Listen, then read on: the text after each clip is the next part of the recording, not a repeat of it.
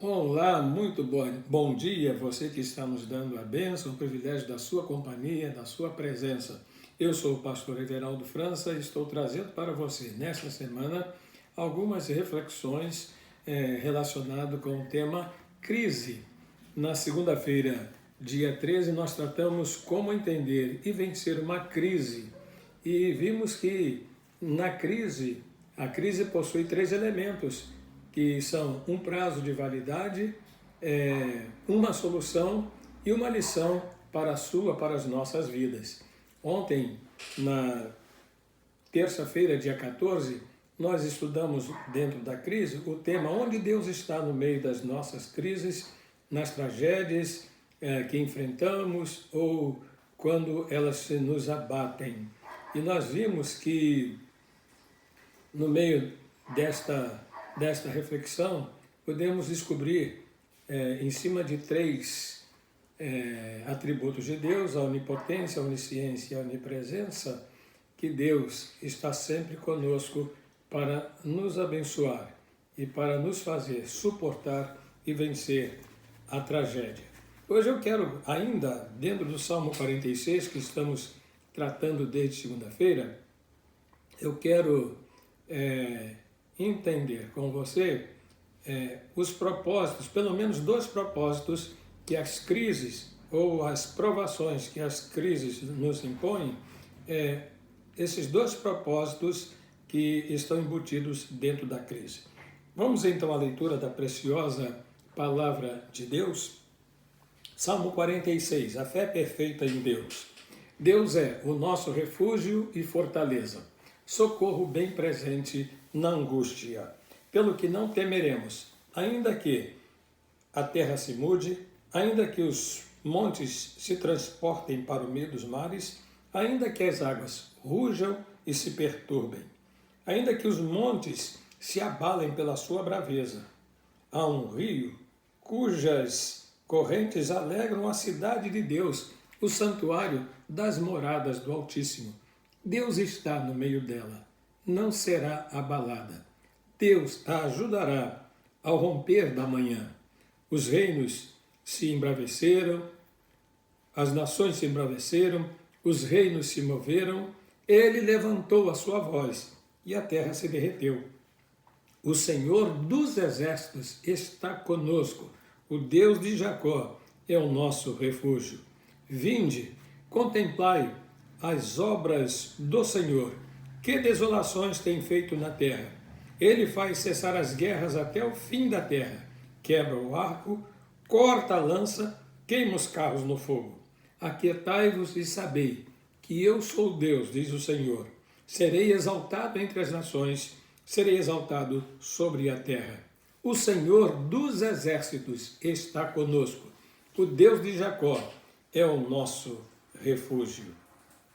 Então, quero fazer uma reflexão com você baseada nos dois propósitos que uma crise, uma provação pode ter sobre cada um de nós. O primeiro propósito é que as provações nos fazem conhecer melhor os nossos corações.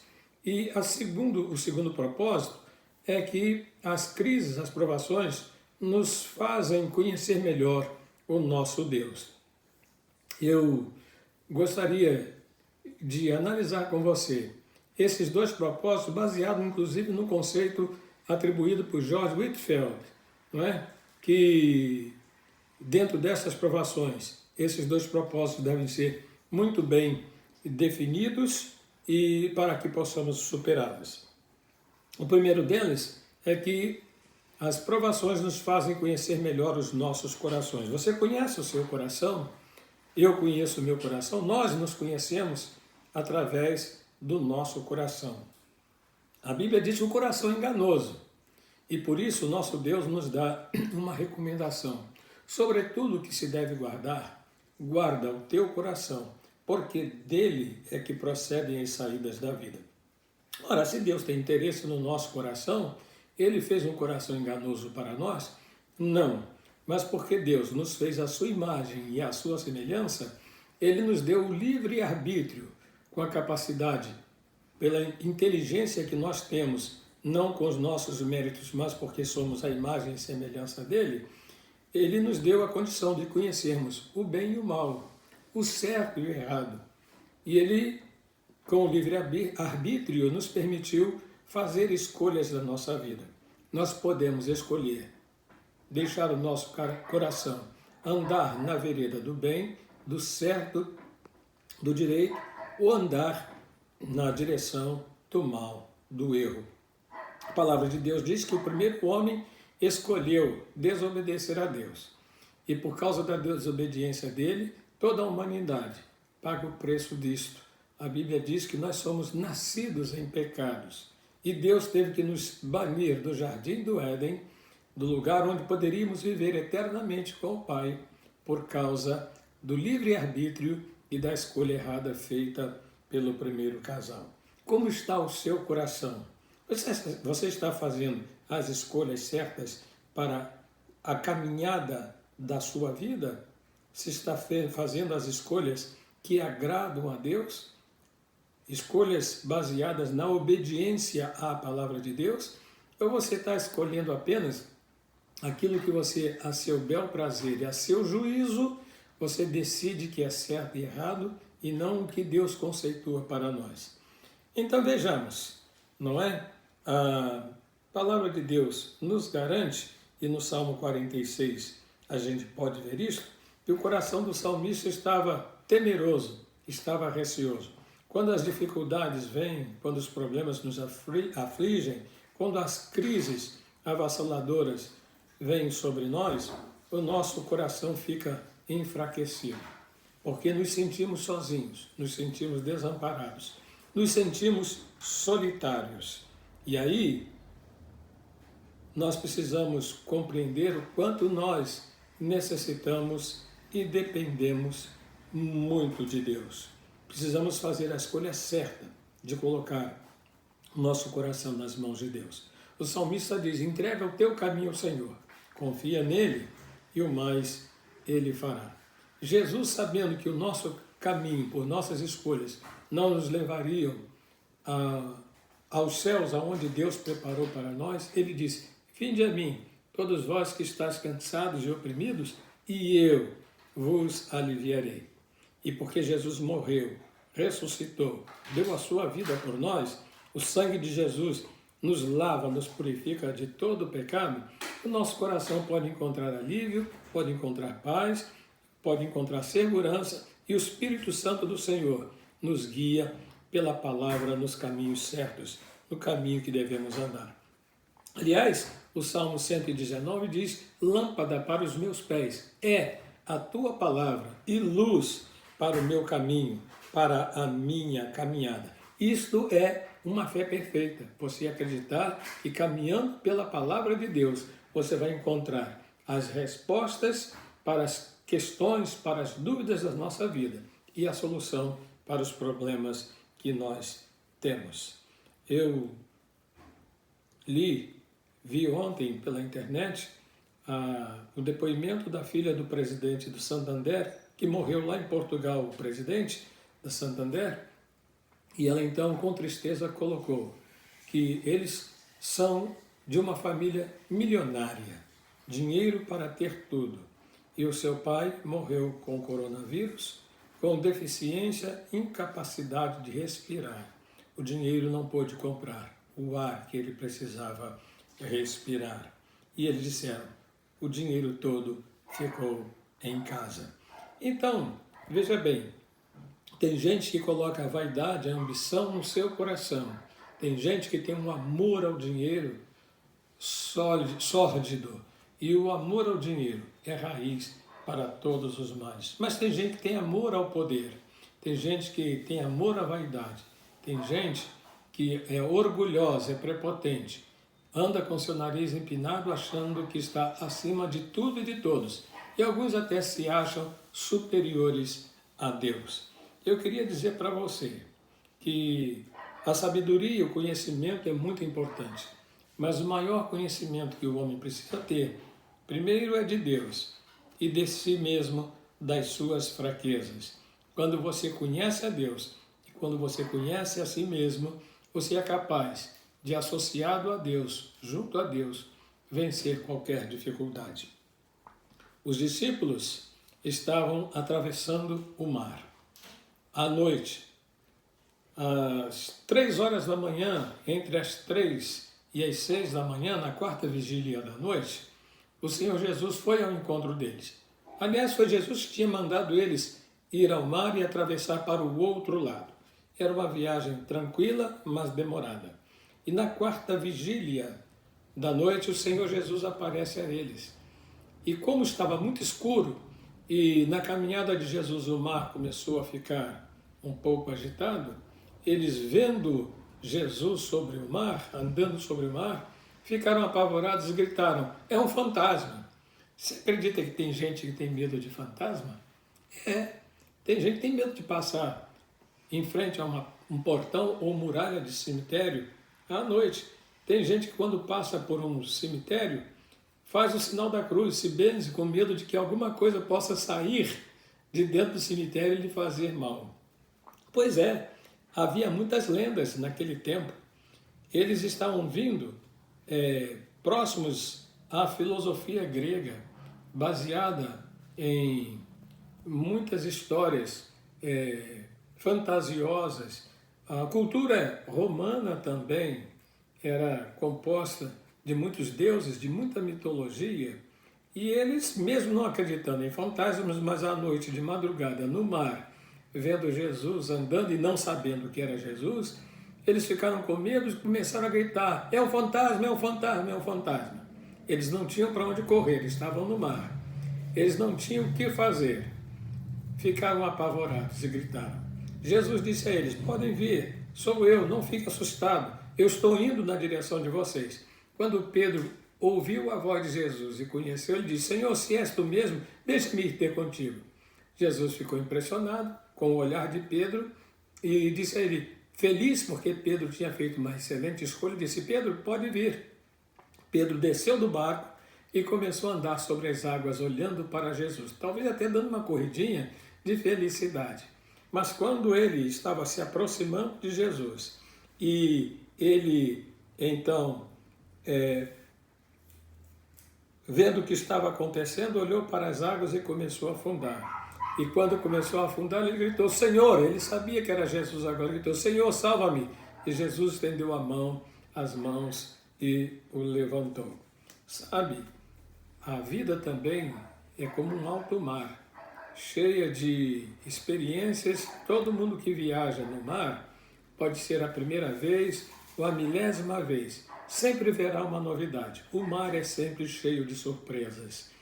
E o mar, às vezes, mesmo não estando em muita tempestade, ele nos atemoriza. Sabe, no mar da vida nós também enfrentamos circunstâncias e lutas por causa das escolhas do nosso coração. O Salmo 46 diz exatamente isso, que Deus é o nosso refúgio, fortaleza, socorro bem presente na angústia. E aí o salmista fala das catástrofes, das dificuldades que a natureza enfrenta. Alguns obstáculos ela vence, mas outra ela é levada, ela não consegue suportar. E aí o salmista diz: pelo que não temeremos, ainda que a terra se mude, ainda que os montes se transportem para o meio dos mares, ainda que as águas rujam, se perturbem, ainda que os montes se abalem pela sua braveza. Ele declara que com a presença de Deus, ele pode suportar tudo isso. Ele diz: Deus está no meio dela, não será abalada, Deus a ajudará ao romper da manhã. Interessante que Deus é o nosso abrigo, de manhã, de tarde, de noite, de madrugada. A palavra de Deus diz que não dorme nem cochila o guarda de Israel. Por isso precisamos conhecer melhor os nossos corações, saber que nós somos frágeis, que mesmo tendo conhecimento ou poder financeiro ou poder intelectual, sabedoria ou muita autoridade, mas o nosso coração é frágil, é muito frágil. Faraó achava que nada poderia acontecer com ele no Egito. Deus mandou as pragas e todos os primogênitos, desde os humanos até dos animais, morreram quando o Senhor enviou a 10ª praga sobre o Egito. Faraó e todo o Egito chorou altamente e intensamente, porque não podiam suportar a dor da perda dos seus primogênitos. Tudo por causa do poder e da teimosia de um homem que estava com autoridade nas mãos. Meus queridos, quando Deus está conosco, Ele não olha a nossa natureza, a nossa dimensão humana, material ou de poder. Ele olha para o nosso coração, humilde e quebrantado na presença dEle. Você também precisa conhecer melhor a Deus. Nosso Deus é o Senhor dos céus e da terra, o Todo-Poderoso, o Senhor da vida, o Deus que já providenciou a solução para todas as nossas crises e tudo aquilo que impedia a nossa caminhada, a nossa jornada, para estarmos para sempre com Ele, felizes no céu. Ele já solucionou. Jesus Cristo levou sobre si as nossas dores, as nossas enfermidades, o castigo que nos traz a paz estava sobre Ele, e pelas suas pisaduras fomos sarados. E Paulo aí diz que em Cristo Jesus nós somos mais do que vencedores. Então, no Salmo 46, o salmista diz assim: o Senhor dos exércitos está conosco, o Deus de Jacó é o nosso refúgio. Jacó foi o filho de Isaac, que andou fugitivo pela terra durante muito tempo por causa da ameaça de morte que seu próprio irmão respirava contra ele. E agora ele sai para a terra distante, com a bênção do seu pai e da sua mãe, para evitar aquele confronto de morte. E ele, no caminho, ele tem um encontro com Deus. Para que você possa desfrutar das bênçãos de Deus, você precisa ter um encontro com Deus. O encontro de Jacó foi terrível.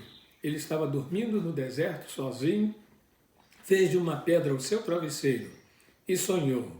Solitário, sonhou com Deus. Às vezes você pode estar se sentindo sozinho, solitário. Sonhe com Deus. Sonhe.